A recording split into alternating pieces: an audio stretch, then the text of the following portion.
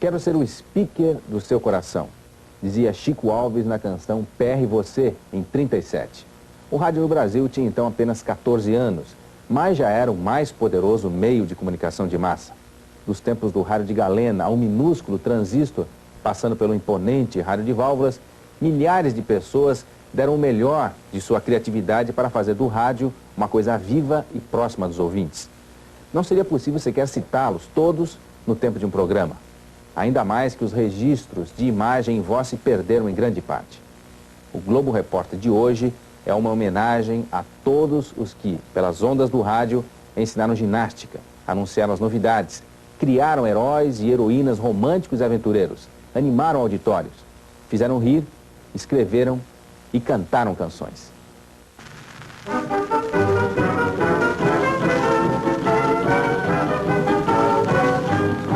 Se seu ouvido fosse um microfone ligado ao coração, eu lhe diria bem baixinho, quero ser speaker dessa estação. Nós somos as cantoras do rádio, levamos a vida a cantar. De noite embalamos teu sono, de manhã nós vamos te acordar. A primeira transmissão de rádio no Brasil aconteceu na festa do centenário da independência em 7 de setembro de 1922. Não há filmes da época. As únicas imagens que restaram são fotos da exposição comemorativa realizada no Rio. Apenas algumas dezenas de pessoas conseguiram ouvir a primeira audição. Um discurso do presidente Epitácio Pessoa e alguns acordes da ópera O Guarani, de Carlos Gomes, que estava sendo encenada no Teatro Municipal. 7 meses mais tarde, Roquete Pinto inaugurava a primeira emissora de rádio do Brasil, a Rádio Sociedade do Rio de Janeiro. Eu vivia angustiado com essa história, porque já tinha convicção profunda do valor informativo e cultural do sistema, desde que ouvira as transições do Corcovado alguns meses antes, conforme já narrei mais de uma vez. A primeira transmissão histórica teve óperas e peças clássicas, e uma voz feminina que leu um poema de Vicente de Carvalho. Só a leve esperança em toda a vida disfarça a pena de viver. Mais nada. Nem é mais a existência resumida que uma grande esperança malograda. No rastro da primeira emissora, a PRAA, vieram outras pelo Brasil. Antes do final de 23, a PRAB de Pernambuco. Depois, São Paulo, Rio Grande do Sul, Paraná e Ceará. Corriam os anos 20. O Brasil vivia um momento de inquietação política, iniciado com a insurreição dos tenentes do Forte de Copacabana em 22. A República Velha agonizava. Na música, a moda eram os machiches e marchas. Nos salões de baile, valsas e quadrilhas. Mas o rádio tocava óperas e sobrevivia de discos emprestados e contribuições de admiradores. O Brasil ainda não se havia acostumado à nova máquina. Esta cena do filme Jovem Tataravô retrata o espanto da época. O filme conta a história de um homem que ressuscita muitos anos depois da morte. E o objeto mais surpreendente que encontra na sua nova passagem pela Terra é exatamente o rádio. Aqui o bicho, tem.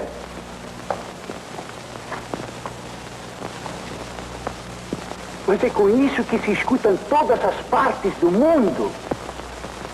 É. Mas assim, sem pio, sem nada. Os artistas de rádio e as emissoras também chamavam a atenção. Esta música, gravada em maio de 1930, atesta a reverência com que se começava a tratar os artistas de rádio e o espanto dos próprios artistas diante do microfone. Acaba de chegar o poeta Jararaca. Seu Jararaca, aproxime-se do nosso microfone. Aproximar de quem? Do microfone, do aparelho transmissor. Ih, meu Deus, isso aí parece mais uma caixinha de marimbondo. No final dos anos 20, o rádio ainda era uma atividade amadora. O noticiário era copiado nos jornais do dia. O futebol já atraía multidões aos estádios, mas o rádio não podia transmitir os jogos. Temia-se que a renda das partidas fosse prejudicada. Poucos programas tinham anúncios. Só a partir de 32, com um decreto do presidente Getúlio Vargas, foi formalmente autorizada a propaganda radiofônica. Com dinheiro, apareceram os programas com artistas contratados. O pioneiro foi o programa Cazé, no Rio de Janeiro. O primeiro jingle foi o seguinte: eu tinha na rua Voluntários da Pátria, que até hoje existe essa Real Grandeza e Voluntários da Pátria, tinha Casa Bragança, e fabricava um pão chamado Pão Bragança. Um pão que todo mundo falava ali, ele não ligava a importância. Então eu cheguei lá falando com ele para ele me dar uma propaganda do pão.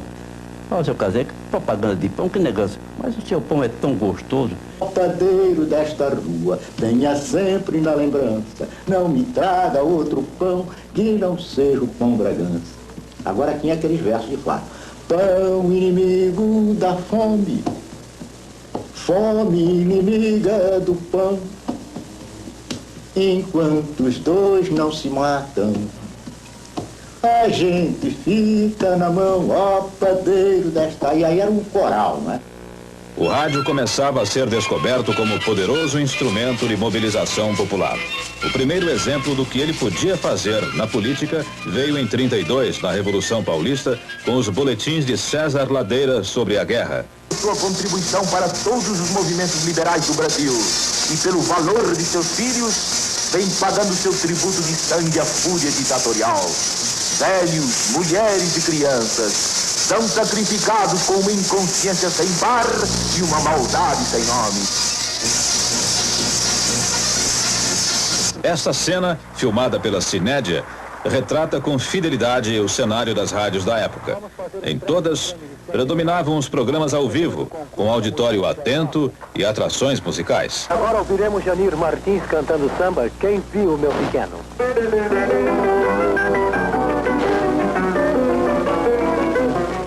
Quem viu meu pequeno por aí, tipo ao vivo, quem viu, faça o favor de ligar para 000 e é meu bangalhô.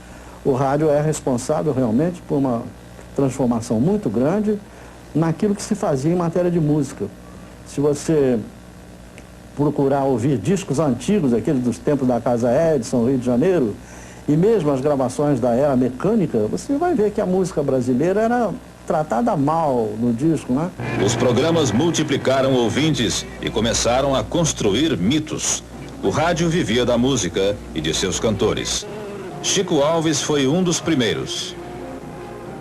Quando eu te dei meu coração, não podia nunca imaginar que existisse a palavra ingratidão na cartilha azul do teu olhar.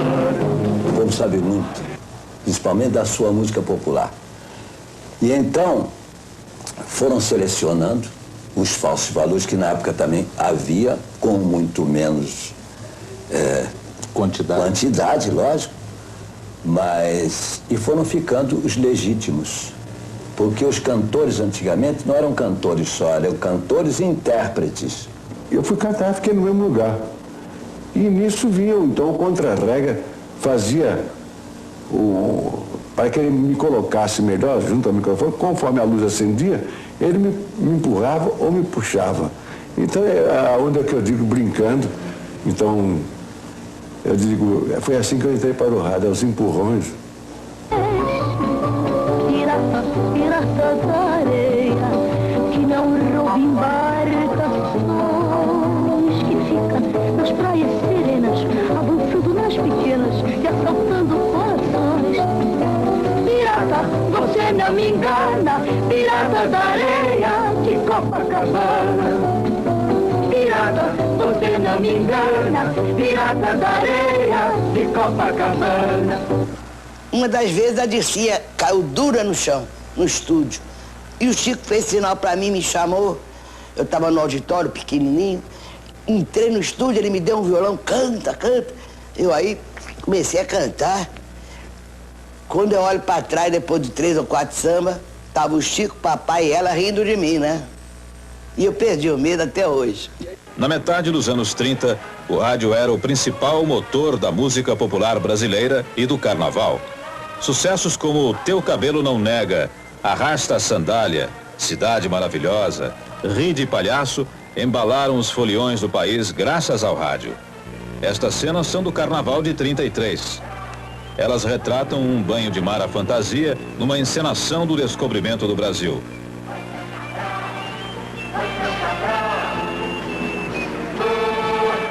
No carnaval de rua, os artistas já eram homenageados.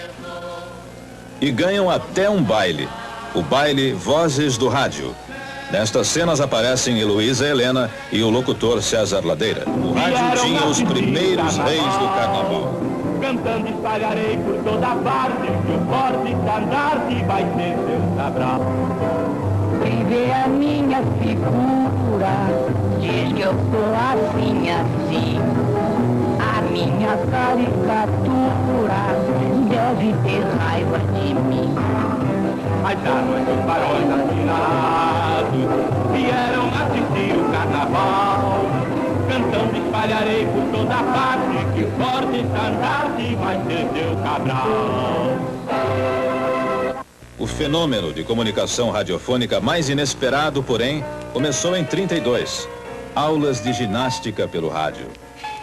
O autor da proeza, então um jovem de 28 anos, ganhou até uma estátua em praça pública e manteve o programa no ar durante 51 anos. 1, 2, levantar os joelhos. 1, 2, manter a cadência. 1, 2, peito saliente. 1, 2, na ponta dos pés, começar. 1, 2. As pessoas conseguiam acompanhar esses exercícios pelo rádio? Porque cada um deles tinha um mapa, né? Mapa desse, mapa 2, com bastão. Então o mapa ficava aberto na frente deles, em casa. E os radioginastas tinham um mapa. Então eu vinha ali, eu mandava para lá, ele via como estava e fazia a posição. Tempo 1, tocando os pés. 2, segundo toque. 3, terceiro toque. 4, erguer o bastão na nuca. A seguir, o público se diverte com os reis do riso. Não por acaso, um dos primeiros programas humorísticos do rádio zombava do funcionamento do próprio veículo. Essa aparente falta de seriedade abriu caminho para todos os tipos de comicidade, incluindo a paródia, a crítica do dia a dia e o absurdo. E criou tipos inesquecíveis, com todos os sotaques, do caipira do sul ao lusitano quase castiço. 12 de setembro de 1936, 9 da noite. Num estúdio, no alto deste edifício, na Praça Mauá, na zona portuária do Rio de Janeiro, um gongo soou 3 vezes. Em seguida, falou um locutor inaugurando uma nova emissora de rádio no Brasil.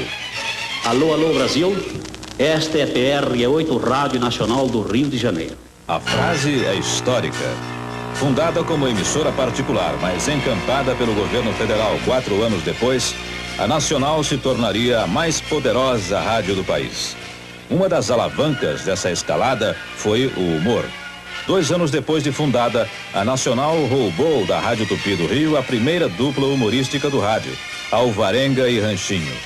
O rádio já era um fenômeno de massa que inspirava o cinema. Este filme mostra Alvarenga e Ranchinho em viagem ao Rio para contratar estrelas do broadcasting radiofônico em nome de um coronel do interior. O que é que a sua estrela faz, hein? A minha estrela? É. A minha estrela acho que não faz é nada. É? E a sua, compadre? A minha? A minha também não faz nada, não. É igual a sua. No cinema, nos 16 filmes que fizeram, Alvarenga e Ranchinho repetiam, com variações, os esquetes que executavam na rádio. Por causa deles, durante a ditadura do Estado Novo, a dupla tinha de prestar contas ao chefe do DIP, Lourival Fontes. O Lourival Fontes ficou muito zangado com a gente, porque queria que nós levássemos o nosso repertório para ele censurar. Não, eu quero censurar tudo.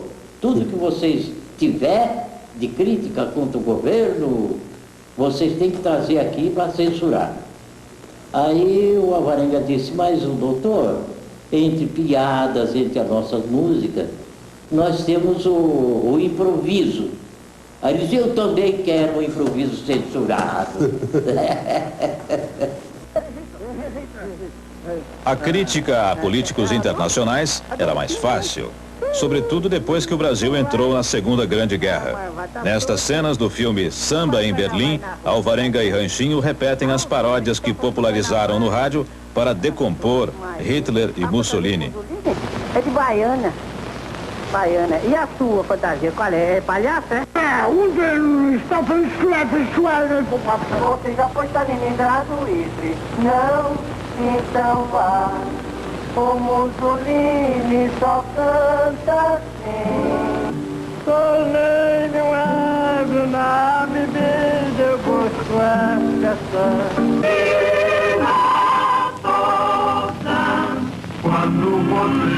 dormir. E na volta, já posso me resistir.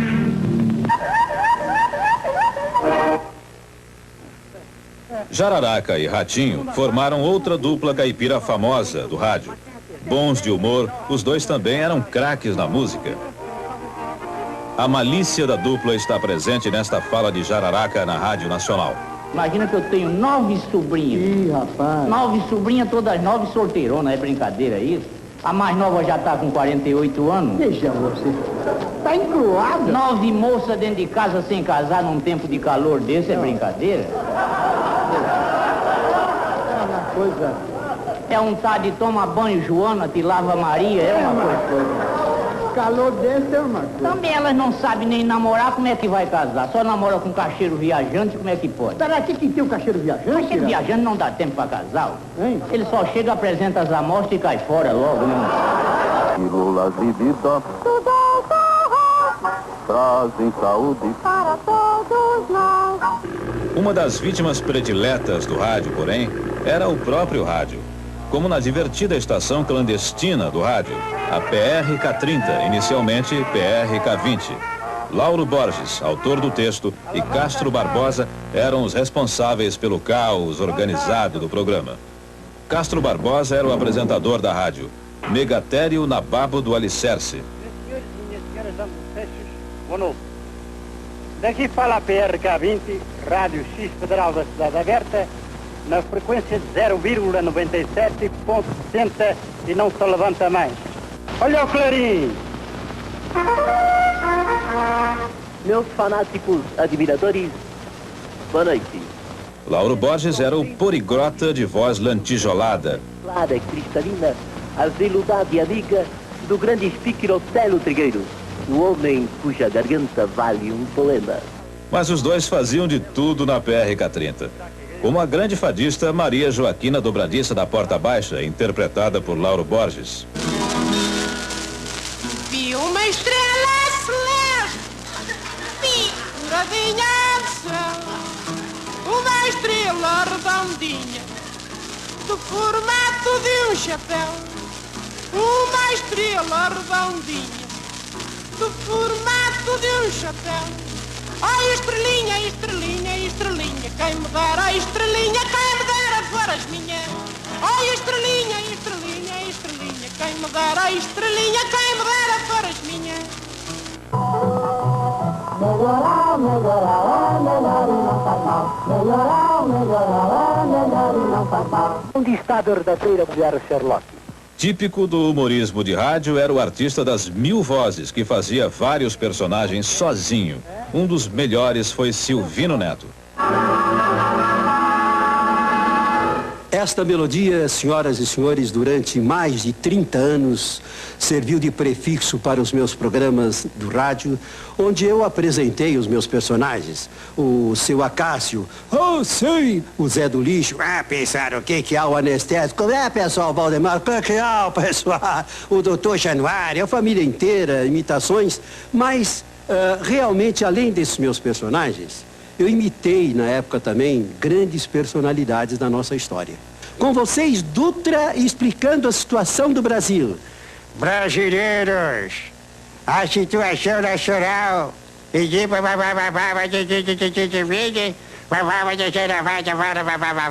Minhas caras patrícias, meus caros patrícios, povo da minha terra, só eu sou testemunha e Deus, o nosso Pai Todo-Poderoso, do quanto sofri no governo de São Paulo.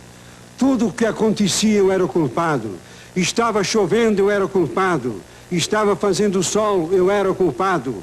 Uma vez uma senhora em Sorocaba deu à luz a 6 crianças, mas graças a Deus faziam 2 anos que eu não ia a Sorocaba.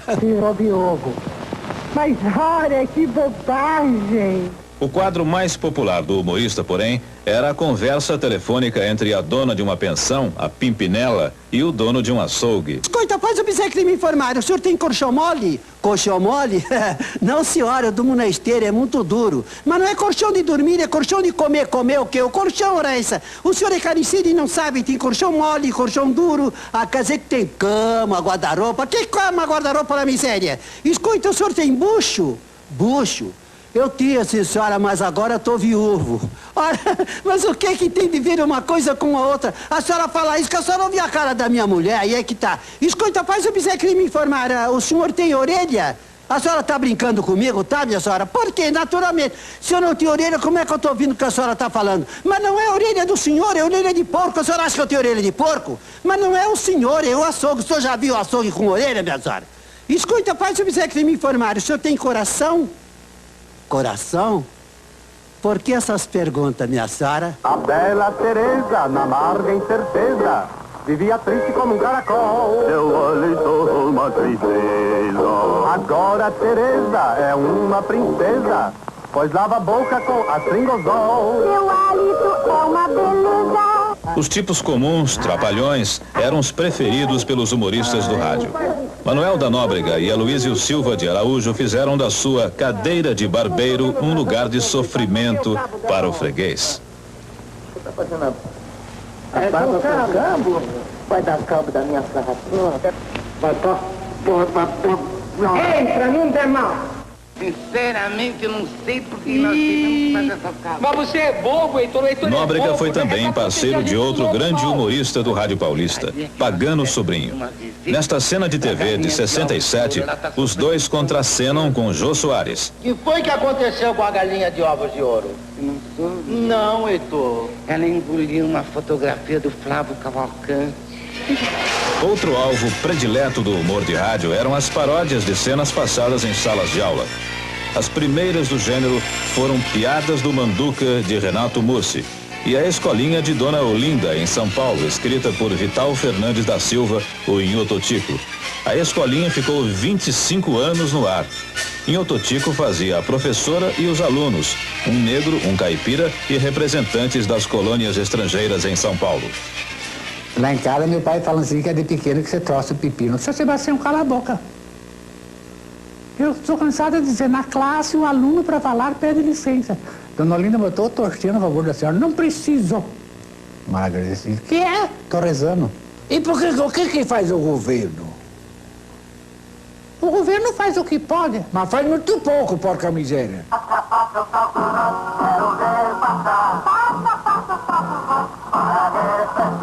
Adoniran Barbosa, também compositor de sucesso, foi o protagonista de História das Malocas, programa escrito por Oswaldo Moles, um dos humoristas mais originais do rádio. Neste filme, Adoniran vive outro tipo popular, o trapalhão Moisés, aqui um alfaiate sem meias medidas. Olha aqui. Minha Deus, como o senhor cresceu, senhor. No humorismo, como em outros setores do rádio, a improvisação e a capacidade de se adequar rapidamente aos temas do momento foram as chaves do sucesso. Foi assim que, em 1950, nasceu um programa preparado às pressas para substituir a PRK-30, cujos criadores estavam em litígio com a Rádio Nacional. Como eles não chegavam a um acordo, o Vitor Costa, que era diretor da rádio, me perguntou se eu tinha algum programa para botar no ar. Eu disse, olha, eu tenho um programa aí que eu imaginei, que chama Balança Mas Não Cai, e vou levar o plano para você ver. Eu disse, não precisa mostrar não. Lança no ar porque eu não tenho que botar no ar na sexta-feira. O quadro mais popular do Balança Mas Não Cai reunia o Primo Rico e o Primo Pobre, interpretados por Paulo Gracindo e Brandão Filho. O Floriano é que ele que distribuía os papéis, né? Ele era o diretor, distribuía os papéis. Quando nós escrevemos aquele Balança e fomos ensaiar, estranhamente o Primo Rico era feito pelo Brandão, na distribuição do Floriano, e o Primo Pobre por mim. Então começamos a discutir, argumentar, e tem música danada. Disse, não, vai assim, vai assim, vai assim, e todo mundo, mas Floriano e tal. Naturalmente houve um engano dele. Mas aí discutimos de tal maneira que quando entramos no auditório, no palco, para fazermos o programa, o Floriano já estava cheio da gente argumentar, disse, sabe uma coisa, vocês façam o que vocês quiserem. E nós trocamos na hora. O primo pobre Brandão Filho também se dava bem em Tancredo e Trancado, um programa escrito por Guiarone que ficou 17 anos no ar. E as pílulas de vidro Dr. Ross, laxativas e antibiliosas, através da Rádio Nacional, passam a apresentar... Tancredo e Trancado. Oi, o Trancado? Hein? Que profissão foi essa que o Tancredo arranjou, hein? Pelo jeito a profissão é de mulher rendeira. E mulher rendeira... Olha aqui, Trancado, mulher rendeira, eu te digo quem é, depois que as crianças saírem da sala, sabe? Eu sou o professor Tancredo, fornecedor de justificativas e proprietário da firma. Desculpas por atacado e sociedade anômala. Eu pensei, meditei, reflitei e concluí que tudo na vida é uma questão de boa desculpa. Quanta besteira junto. É, por mais errado que o sujeito seja, se ele justificar direitinho, tá certo.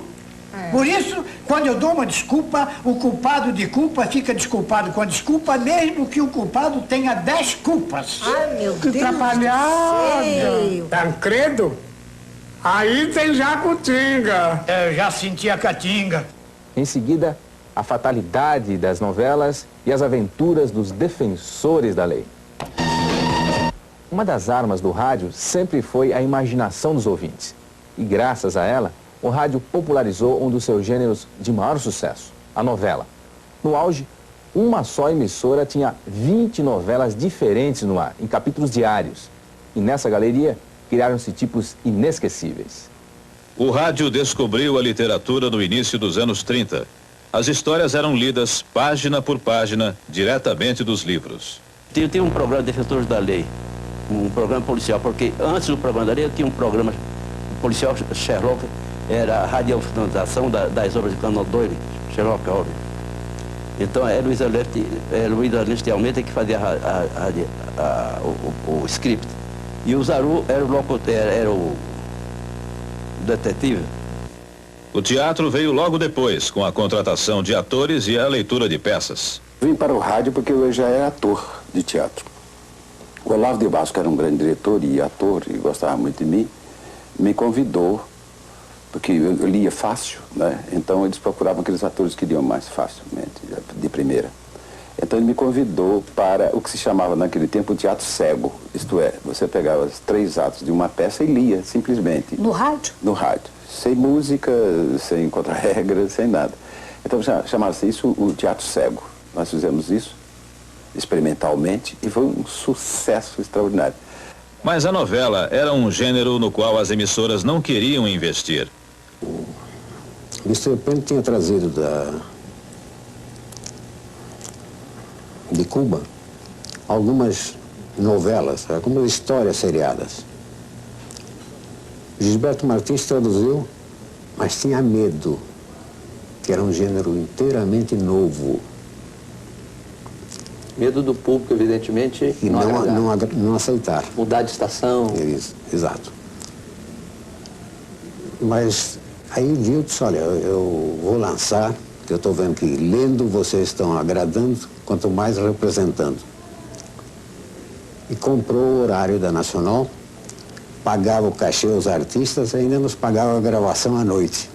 A primeira novela foi ao ar no desacreditado horário das 10h30 da manhã na Rádio Nacional do Rio de Janeiro. Chamava-se Em Busca da Felicidade. O Globo Repórter reconstruiu com atores da época um trecho do primeiro capítulo. Eu era feliz no Colégio das Irmãs. Mas isso aconteceu há 18 anos. Hoje a vida mudou tanto. Doutor Mendonça, o que aconteceu? Nada, Alfredo, nada. Não há motivos para alarmes. A Anitta está um pouco nervosa, um pouco emocionada.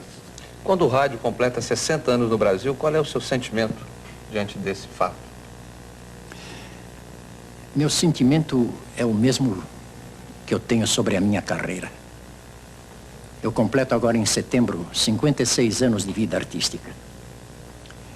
E esses 60 anos de rádio, parece que eu participei desde o princípio, desde 1927, na Rádio Record, em São Paulo. Eu já trabalhava, fazia esquetes. E desculpem, eu cantava também. Naquela época ainda não existia o tape, a fita magnética, era tudo ao vivo, como a gente viu aqui nessa reconstituição. Havia muitas gafes? Inúmeras. Inúmeras. E isso é natural quando a gente faz a coisa ao vivo, não é? Você se lembra de alguma curiosa? Me lembro de várias até. Isso foi até num programa do Sombra, que eu fazia um agente de polícia que devia matar um bandido. E na hora o revólver falhava. Falhava. Havia aquele tec-tec do revólver e não saía o tiro. Não?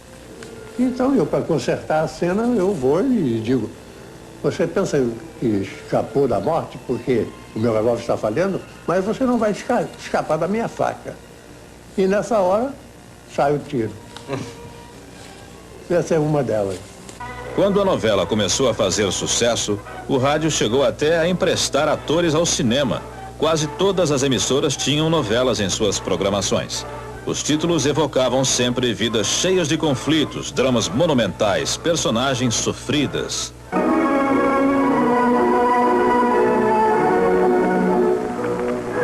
Fatalidade.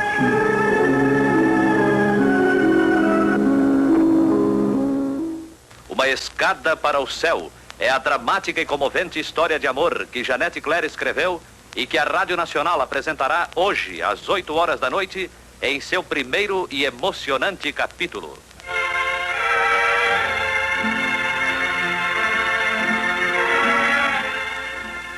Rádio Teatro Colgate Palmolive é mais um capítulo de Serra Brava. E Janete, como é que era fazer radionovela? Era maravilhoso naquela época. Era uma coisa assim muito mais simples. Não que não tivéssemos compromisso com a realidade, não é isso. Mas eu acho que os tempos eram diferentes e rádio era uma coisa assim muito mais humana, mais perto da gente, mais perto do povo. Amaral, quantas peças você escreveu no rádio? Peças, umas 30. Novelas, eu perdi a conta. Um dia fizeram essa pergunta, eu respondi que não sabia o número exato. Sabia que tinha pelo menos meia tonelada de papéis lá no arquivo. A novela de maior sucesso radiofônico foi O Direito de Nascer. Estas cenas são da adaptação da novela para a televisão. No rádio, O Direito de Nascer ficou 2 anos no ar e tinha Paulo Gracindo no papel do médico Albertinho Limonta. Alberto, eu conheço a tua mãe. A senhora conhece? Diga quem é e onde está. Nos anos 40 e 50, a Rádio Nacional chegou a ter 20 novelas no ar simultaneamente, apresentadas em capítulos diários de meia hora. Em outras emissoras, a situação era semelhante, e isso acabou roubando o tempo das atrações musicais.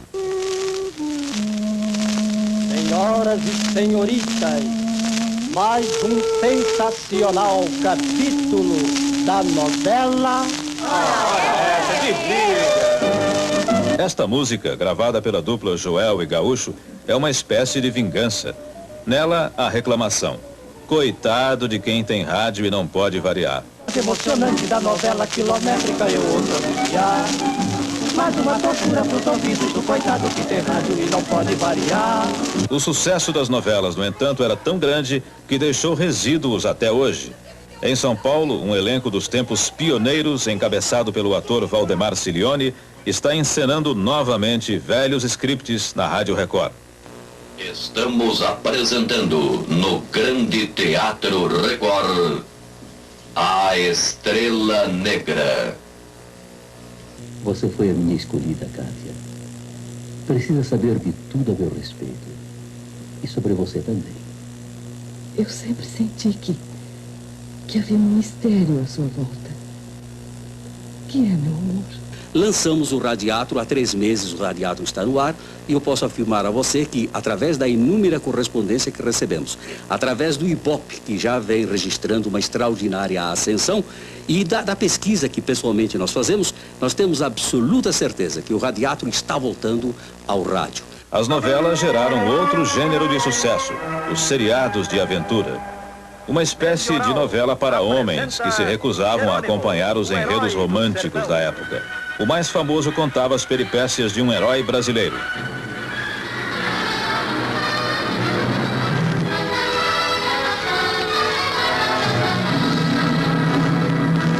Melhoral, que contra a dor chega primeiro, apresenta Jerônimo, o herói do sertão.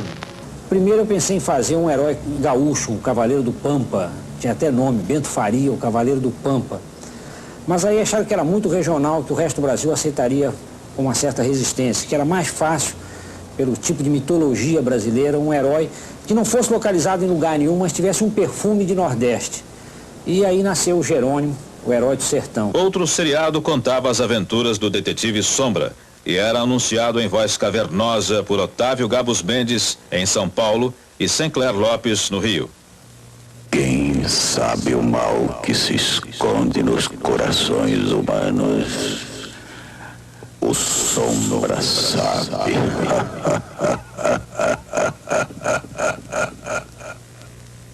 Outro seriado que ficou 17 anos no ar relatava as andanças de um milionário bonitão que tinha por hobby combater o crime.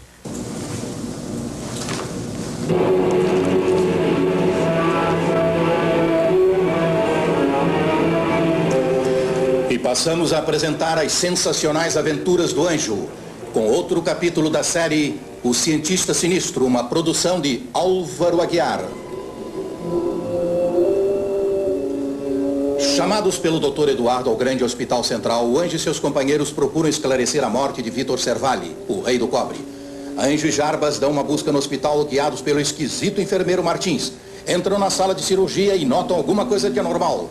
O Anjo manda que Martins se retire e quando resolve sair com Jarbas... A porta está fechada por fora, Anjo. Mas temos que sair daqui. Anjo, olhe por baixo da porta. Cais, fomos apanhados numa verdadeira ratoeira, Jarbas. Sim, estamos perdidos, Anjo. Perdidos. A claraboia. Talvez eu consiga quebrar o vidro atirando meu revólver. Isso. Vamos ver. Eu estou morrendo. O ar que está entrando por ali não é suficiente. Mais força, rapaz. Tem que derrubar a porta depressa. Pai, metralha, aí estão eles, caídos. Tira eles pra fora. Isso aqui tá cheio de gás. Depressa. Tá, vamos.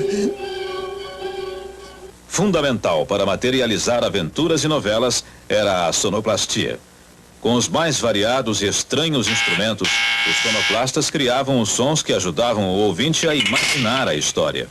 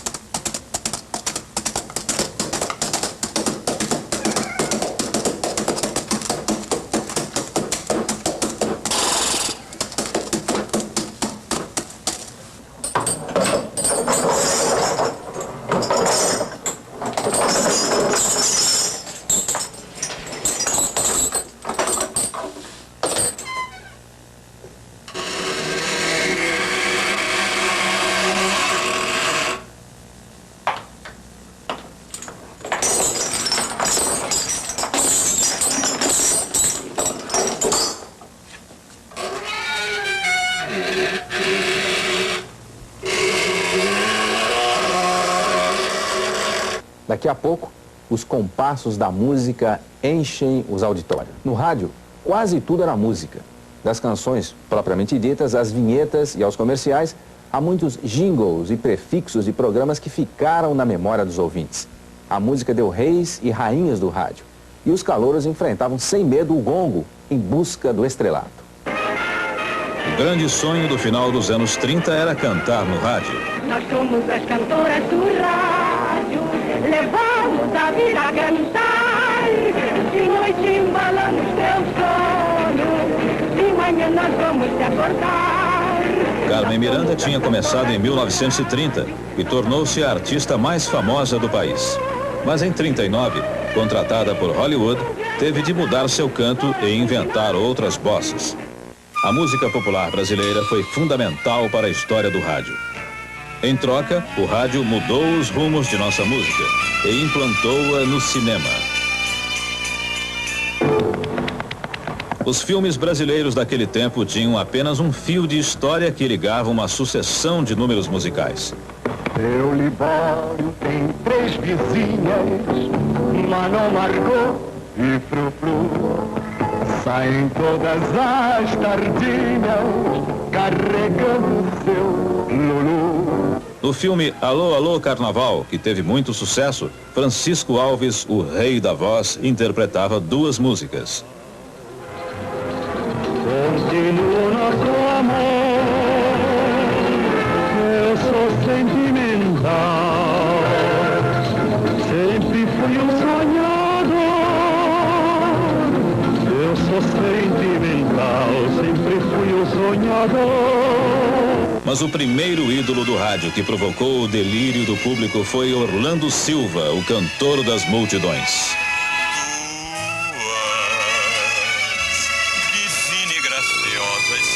Majestosa do amor por Deus esculturada e formada por barro. Eu não tenho gravata, não, senhor. Que coisa. Tá bom, meu cara. Anuncia aí o que vai cantar, viu? E felicidade, tá vendo? Muito obrigado. Vamos ver. Eu vou cantar uma canção... Programas de calouros como este, do filme O Ébrio, com Vicente Celestino, representavam a chance de subir na vida e conquistar as multidões. Dormi às noites num banco tosco de jardim. Papel Carbono, de Renato Mursi, ficou 26 anos no ar. E nele começaram a carreira dezenas de futuros astros e estrelas da música. Renato, quais os artistas que o Papel Carbono revelou? Não, eu não vou falar todos, porque aqui não dá tempo, né? Eu posso citar alguns. Zé Vasconcelos, Luiz Gonzaga, Chico Anísio, Roberto Carlos, Angé Maria, Helen de Lima, Doris Monteiro, Cláudia Barroso, Adelaide Quioso. Ari Barroso e Heber de Boscoli criaram programas de calouros de sucesso. Glostora. A música se tornou tão importante para o rádio que alguns comerciais, os reclames, como se dizia na época, duraram mais na memória dos ouvintes que muitas canções.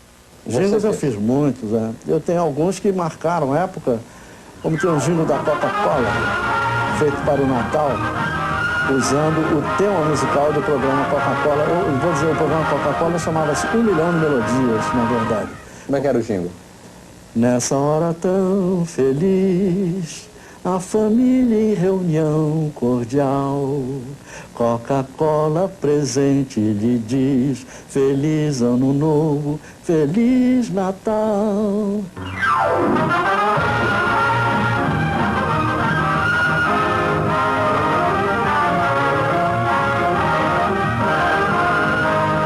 Nos tempos áureos da Rádio Nacional, não se cuidava bem apenas da música cantada.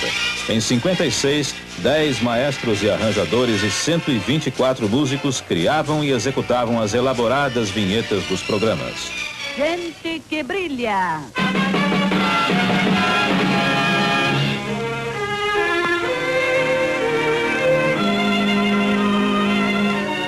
Boa noite, ouvintes. Seu amigo Paulo Roberto dando início a mais uma audição do programa Gente que Brilha, ao microfone da Rádio Nacional do Rio. No final dos anos 40, os programas de auditório se tornaram uma atração decisiva. Heber de Boscoli e Yara Salles no programa A Felicidade Bate à Sua Porta iam cada semana a um bairro do Rio, onde distribuíam prêmios e apresentavam cantores. O auditório aí era a multidão na rua. No Cassino do Chacrinha, o auditório era inventado. Abelardo Barbosa usava a sonoplastia para dar a impressão de programa ao vivo no auditório de um cassino. Uma certa vez, lá no Tamoio, foi um casal de argentinos, tá entendendo? A mulher de vestido de baile, o homem todo de smoke e tudo mais. Foram à rádio Tupi, que a Tupi então era igual, né? Foram lá com a exclusividade de uma pessoa que ia a um cassino. Foram lá pensando que aquilo era um cassino. E quando chegaram lá, me viram eu de cueca, tá entendendo? Eu de cueca, junto com o pé do cara lá em cima, o cara cá embaixo, arrodeado de panela, fazendo o programa. Então o camarada achou muita graça e voltou para casa, tudo aí. Os programas de maior êxito eram feitos mesmo no auditório das rádios. Paulo Gracindo, César de Alencar e Manuel Barcelos eram os animadores mais populares. Prepara a mão, bate outra vez. Esse programa pertence a vocês.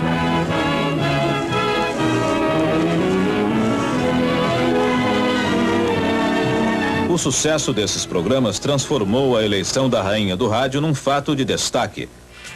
Durante 11 anos, Linda Batista tinha mantido a coroa. Em 48, ela encerrou o reinado que continuou na família. Era o 11º que eu tinha ganho, então no 12º, deixa eu te falar, vou passar a coroa para minha irmã, entendeu? Lógico, negócio de monarquia, né? Eu quero mostrar a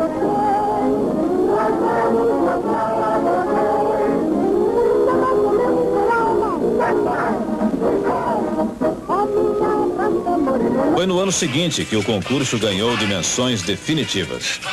Numa disputa difícil, Marlene, atração do programa Manuel Barcelos, derrotou Emilinha Borba, estrela do programa César de Alencar. Ambos os programas eram da Rádio Nacional. No sábado, então, que foi a última votação, deu então no Repórter Essa que eu havia ganho, que era a rainha do rádio. Eu levei o maior susto. Viu no Repórter Essa? É isso aí, incrível. Porque é a Hora do Brasil, tudo. Quer dizer que foi a Antártica que fez de você a rainha do rádio naquele ano. A Antártica deu um cheque em branco. O que precisasse da Antártica. Porque, naturalmente, ela estava querendo lançar um produto dela, Guaraná Caçula. A revanche de Emilinha só veio em 53, quando ela se elegeu com mais de 1 milhão de votos. Bem, amigos, ouvintes da Rádio Nacional, nos instantes finais e culminantes do nosso programa, é quando vamos apresentar a minha, a sua, a nossa favorita, Emilinha Borba. Tomara que chova, 3 dias sem parar. A minha grande mágoa, ela em casa não ter água, eu preciso me lavar. De promessa eu ando cheia, quando conto a minha vida, ninguém quer acreditar. Trabalho não me canso, me cansa é pensar que lá em casa não tem água, nem de lavar. Um dia, uma vez lá em Cuba, dançando uma rumba, disseram que eu era escandalosa, ai, dancei, e por aí vai agora. Paraíba masculina, mulher macho, sim senhor, e tantas outras. Assim se passaram 10 anos, sem eu ver teu rosto. Em 54, uma ex-tecelã, filha de pastor protestante, ganhou a coroa sem contestação dos fãs-clubes. Abelim Maria da Cunha, Ângela Maria. E Ângela Maria canta. Tu me mandaste embora, eu irei, mas comigo também levarei o orgulho de não mais voltar. O único rei dos auditórios foi Calbi Peixoto, o mais popular cantor brasileiro dos anos 50. Seu esperto empresário, de veras, contratava mocinhas que desmaiavam à vista do cantor ou rasgavam a roupa dele. Mas Calbi sobreviveu ao sucesso fabricado e à decadência dos programas de auditório.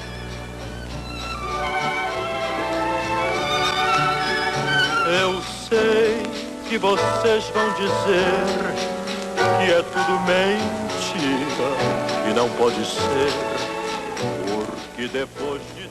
A seguir, o repórter entra em campo e o locutor, evolução da aparelhagem, o jornalismo radiofônico limitou-se durante muito tempo a falar dos estúdios, exceto pela reportagem esportiva, que logo chegou aos campos de futebol.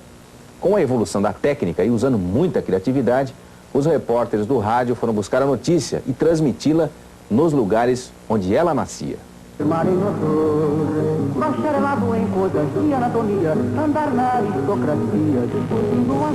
O jornalismo esportivo foi pioneiro no rádio com transmissão de futebol. No final dos anos 20, Amador Santos, no Rio, descrevia lentamente as cenas de jogo. Em 31, ocorre a primeira irradiação da maneira como se conhece hoje. Eu precisava dar a impressão ao indivíduo que estivesse ouvindo com os dois fones do rádio Galena que ele estaria apreciando e vendo quase, e completando com a sua imaginação a minha descrição. O importante para a turma era falar o tempo todo, não deixar espaços. Ele chegava a 250 palavras por minuto, era o speaker metralhadora. Se estiver errado, se me desculpe também, 50 anos depois não vão querer muito, não é? Então, eu dizia o seguinte: PRB9 Rádio Record, a Voz de São Paulo, transmitindo diretamente o campo do Palmeiras, sob a patrocínio da Equitativa, a grande sociedade de seguro de vida. Equitativa é um símbolo, equitativa é uma palavra, equitativa um símbolo de garantia e previdência. Faça seu seguro na Equitativa para ter a certeza que sua previdência ganhou terreno. Equitativa. Galiano Neto do Rio foi o primeiro a fazer transmissões do exterior. Em 38, irradiava a Copa do Mundo, a primeira transmitida ao vivo para o Brasil. Já no início, um problema dos locutores era dar emoção à narrativa dos lances.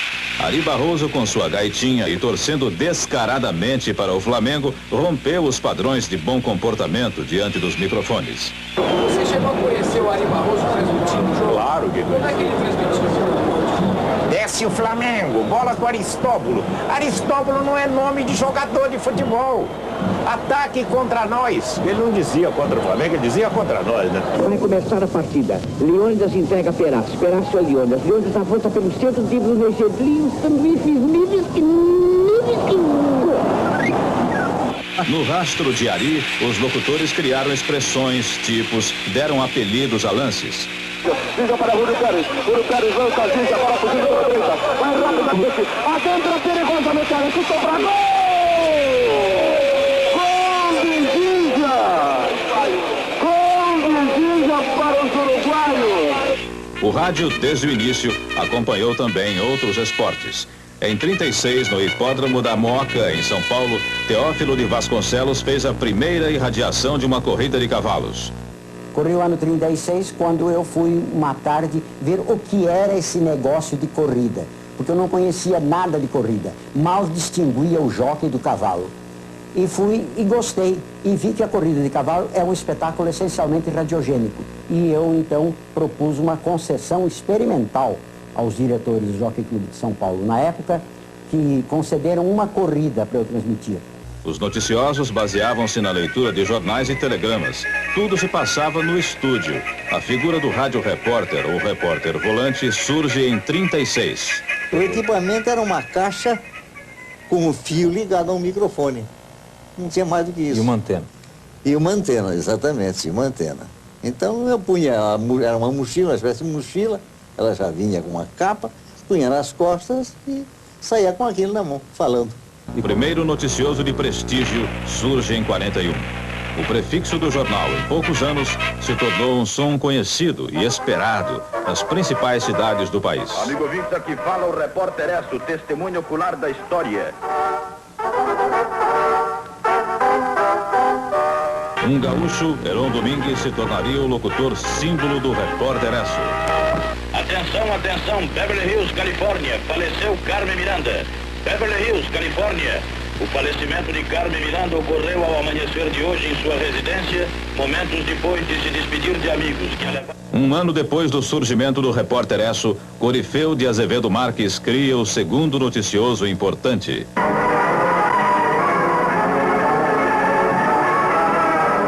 Rádio Tupi de São Paulo apresenta o grande jornal falado Tupi, direção de Corifeu de Azevedo Marques. Marte, sexta-feira, 3 de abril de 1942.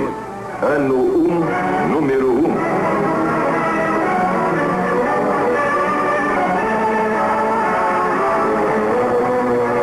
Reiniciada a guerra aérea contra a Inglaterra.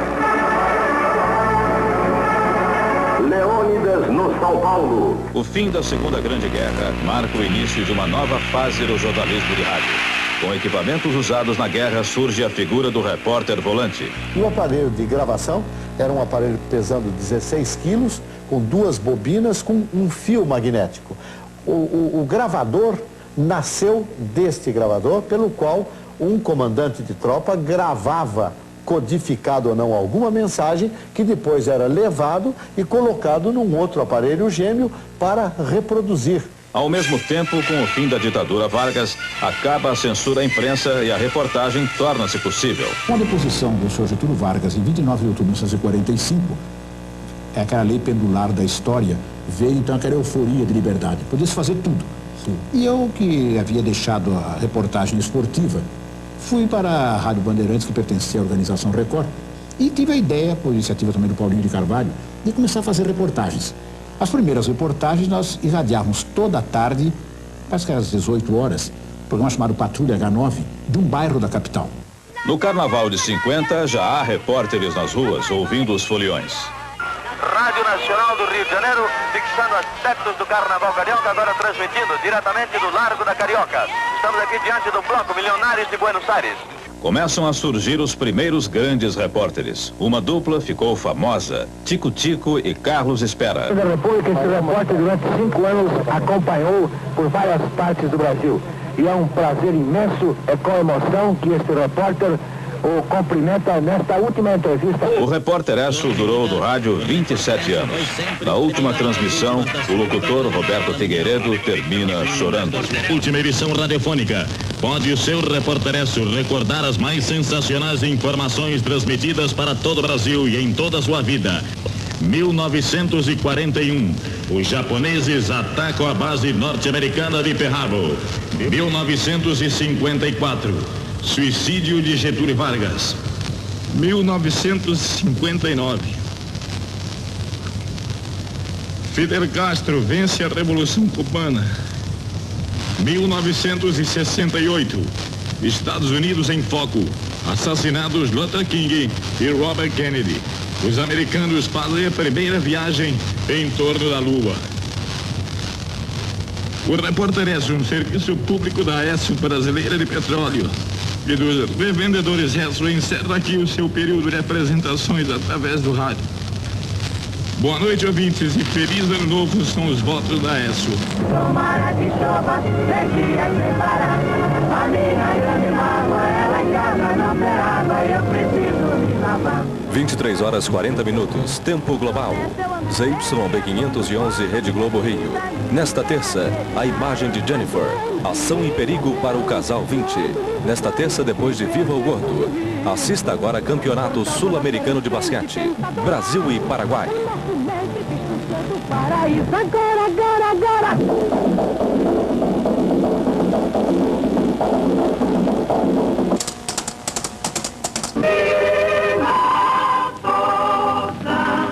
Quando você dormir, viva a força, que a paz me vê.